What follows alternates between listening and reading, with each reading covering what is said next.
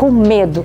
Esse é o nosso assunto de agora. E você que vive também essa realidade ou já viveu, manda pra gente aqui a sua história, que a gente vai fazer questão também de ler. Tá aqui o nosso WhatsApp. Aqui no nosso estúdio a gente recebe o psicólogo Patrick Barbosa. Muito obrigada, Patrick. Boa tarde, viu? Camila Dias, advogada, também vai ajudar a gente nesse debate. Obrigada, Boa Camila. tarde, Roberta. Boa tarde. E a gente recebe aqui a Kellen.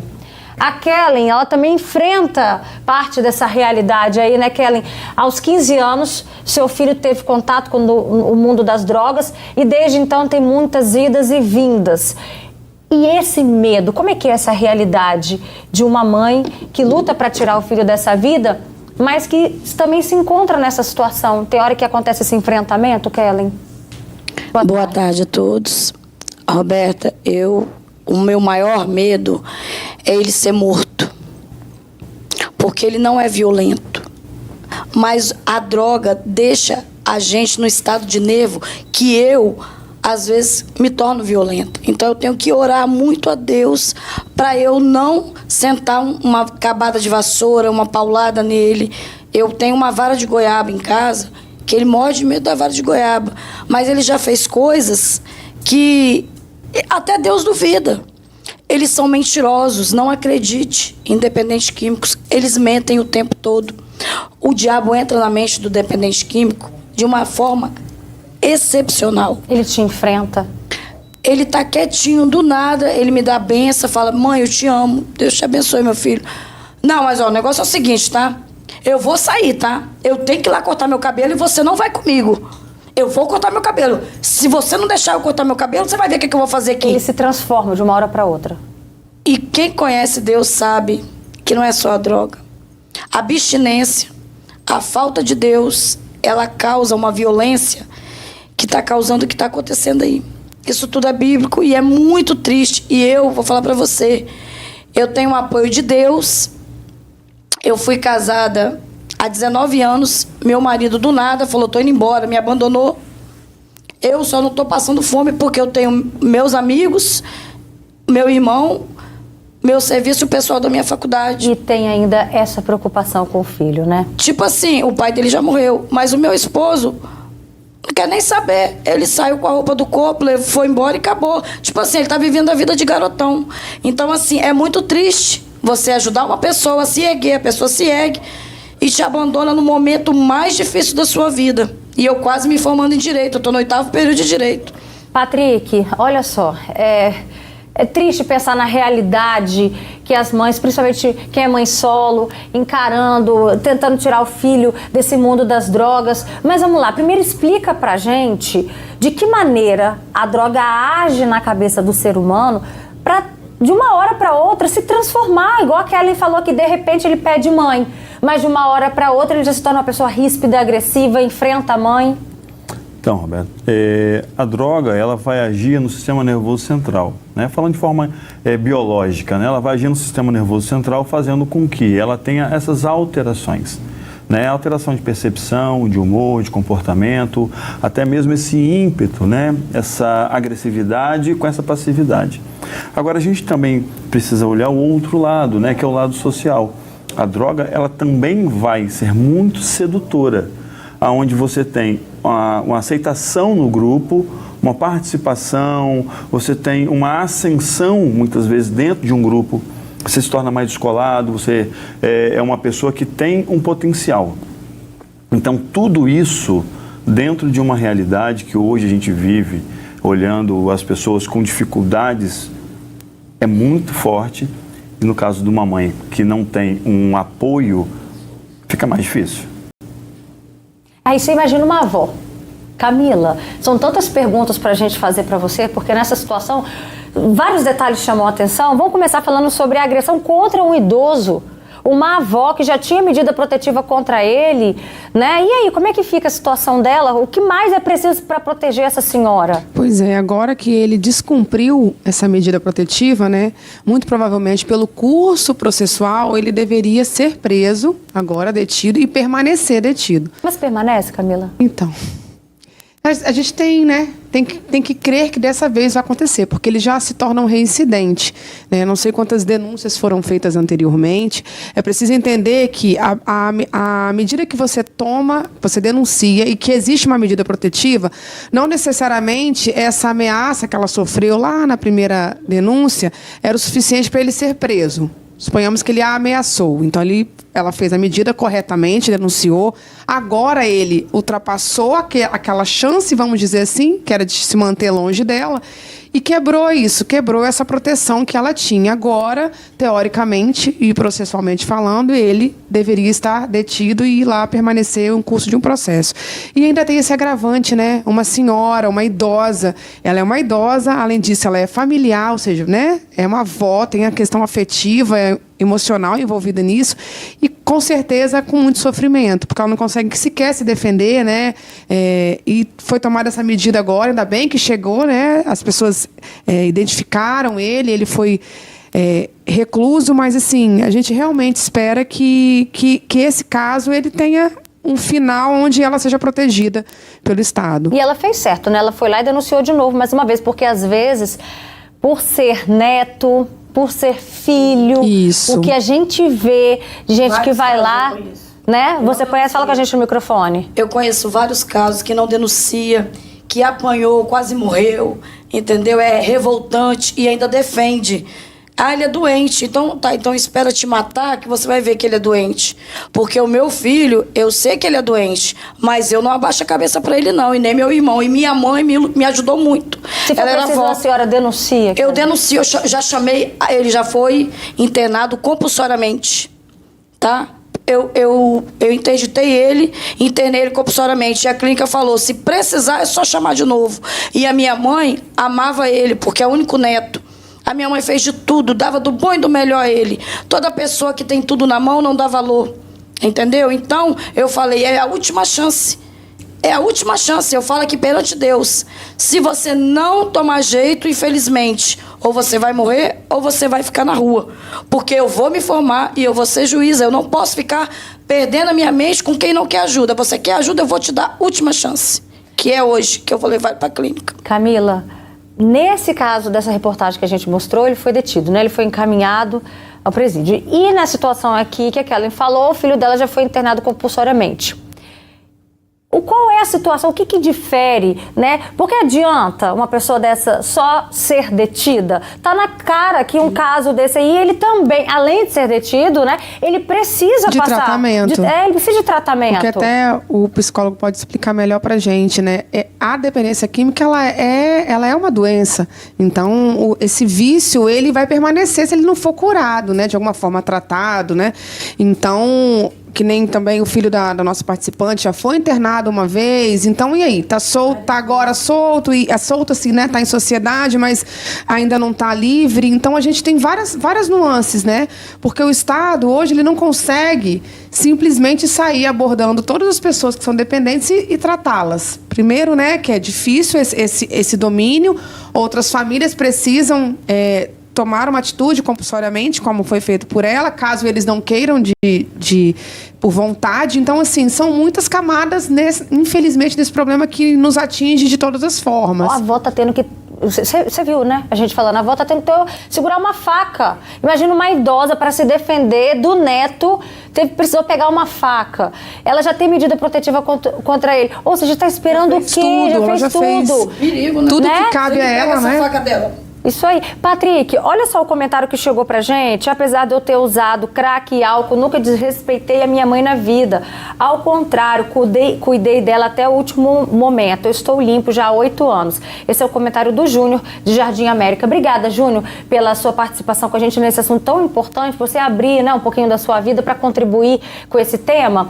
E aí a gente se pergunta, às vezes a pessoa acha que ela tem um domínio do vício. Eu nunca fiz nada contra o meu pai, nunca fiz nada contra a minha mãe. Mas ela usa, ela pensa que está tudo dominado. Mas ela pode chegar a esse ponto? Pode. Tanto o álcool quanto qualquer outra droga tira de você a percepção da realidade. Então, você tem essa realidade alterada que a gente fala, né? E muitas vezes o comportamento da pessoa, para ela, é normal. mas ela já está gritando, já está tendo um gesto mais agressivo, está pegando com força, está empurrando, tem comportamentos que ela não toma conhecimento, né? Então, assim, existem casos de pessoas que fazem, né? Não estou defendendo, mas pessoas que fazem uso recreativo e que lidam muito bem com isso. Mas essa é a porta de entrada para uma dependência mais séria, porque a pessoa que faz uso recreativo, ela também já é dependente. Porque se ela depende de fazer de forma recreativa o uso da droga para se sentir mais feliz, ela já é dependente. Só que ninguém assume isso. Tem aqui um comentário exatamente que diz o que você trouxe, olha, infelizmente o dependente químico perde a noção de família. Para usar, fazem de tudo, agridem a família, roubam, traficam. Tem gente dizendo, eu tenho uma filha que é moradora de rua e morro de medo dela agir assim comigo. Outro relato, o álcool também é uma droga, destrói as famílias. Boa tarde, Alberta. Nossa, que tristeza dessa mãe, né? Eu sou mãe e avó também, fiquei com os olhos cheios de águas. Que Deus abençoe essa mãe e lhe dê forças para você, tá vendo, Kellen? Outro relato, meu primo já foi assim, hoje em dia ele saiu das drogas, entrou na igreja, hoje ele é um menino comportado e bem carinhoso com a família, ele vai além, né, da escola para casa e igreja. Outro relato, eu tenho um filho que já tentou me matar, olha isso, e eu não consigo interná-lo, não sei o que as autoridades estão querendo, que não faz a internação para essas pessoas, eu não sei mais o que fazer. Camila, os filhos que já tentaram contra a mãe já tentou de tudo para tirar o menino dessa vida. O que resta para essa mãe? O que ela tem que fazer? Ela tem que procurar quem para pedir essa ajuda? O que eu ia sugerir para essa mãe era justamente tentar essa internação, né, do filho, mas pelo relato ela não tem conseguido, precisaria ver, né, o que está acontecendo. E não é fácil, né, uma internação compulsória, não né? é fácil, porque as famílias todas procurariam, né, porque as famílias elas amam essas pessoas, né, não veem, eles vêm para além da doença. É muito fácil para mim julgar um vizinho que seja dependente, agora a mãe, um irmão, uma avó que acompanha, é a questão sentimental. Então, assim, eu sugeriria como advogada que ela insistisse nessa internação, que é um caminho, não é uma solução, porque não depende, né, só de um profissional. Se fosse assim, era só a gente dar um remédio e todo mundo estava livre das drogas. Infelizmente, não é. É preciso haver uma intenção em se livrar, porque ainda que seja internado compulsoriamente, após a internação, a vida continua. Então, como é que a gente fica, né? Então, torço para que ela consiga aí auxiliar o seu filho. Kelly, tem um relato aqui, um comentário que eu já li, eu vou ler novamente. A pessoa diz, eu tenho uma filha que é moradora de rua e eu morro de medo dela agir assim comigo. Qual foi o maior medo que o seu filho já te fez sentir? O maior medo que o meu filho me fez sentir é quando ele estava... Eu chamei a internação para uma clínica particular, eles falaram, a gente vai buscar ele, é só você pagar que a gente vai agora. Acho que ele ouviu a ligação, ele conseguiu pegar a chave, e nisso que ele pegou a chave, que eu ouvi o portão abrir, eu peguei e fechei o fogão com a boca acesa. Explodiu o vidro do meu fogão e eu saí correndo para a rua. Eu achei que a explosão era um tiro, alguma coisa tinha acontecido com ele. Aquilo ali, eu quase tive um infarto. E eu saí correndo para a rua e não achei ele. Entendeu? Aí logo em seguida o pessoal da clínica chegou e nós fomos atrás dele. E ele tinha ido para uma clínica que ele tinha ficado. Aí nós chegamos lá e levamos eles, eu internei ele. Essa internação foi particular, não é a compulsória. Eu pagava R$ 1.800 numa clínica, meu irmão me ajudava, né? Na época meu marido ainda dava uma ajuda, ele me levava lá, reclamando, mas levava. Ele também tentou ajudar, mas não era filho dele, né? Quem ama, sabe. Às vezes a pessoa cria filho dos outros e ama, mas às vezes tem coração de pedra e fala assim, é mais um safado, bota pra fora, não vale nada, é safado. Já dei uma chance, já dei duas. Porque não é filho dele, não é filha. Então eles acham que é assim, mas não é. O dependente químico, primeiramente, ele é um doente.